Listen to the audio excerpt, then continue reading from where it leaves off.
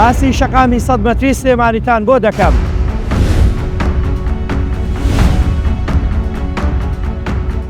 پرۆژەیەکی گرنگ و استراتیژیە لەلایەن گروپی کۆمپانیەکانی قەیوان لە شاری سلێمانی جێبەجێ دەکرێت. بە تەواوبوونی پرۆژەکە قەرەباڵغی زۆری هاتوچۆ و کێشەی شۆفێران چارەسەر دەبێت. باسی شەقامی 100 مەتری سلێمانیتان بۆ دەکەم. ئەم شەقامە 12 کیلۆمەتری قیر کراوە، 12 کیلۆمەتریش ئامادەیە بۆ قیرکردن. تیمی ئەندازیاری دەڵێت تا کۆتایی ئەم ساڵ 25 کیلۆمەتری قیر دەکرێت.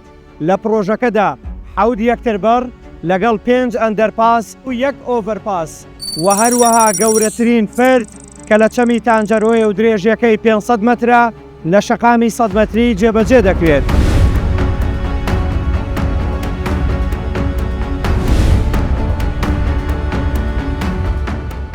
قیرەکەمان پێک هاتووە لە سێ چین بە کۆی گشتی دەگاتە 27 سانتی مەستوریە و چینانە و شەقامەکەش بە گشتی پێک هاتووە لە 4 سایت، 2 سایدی سەرەکی و 2 سایدی خزمەتگوزاری.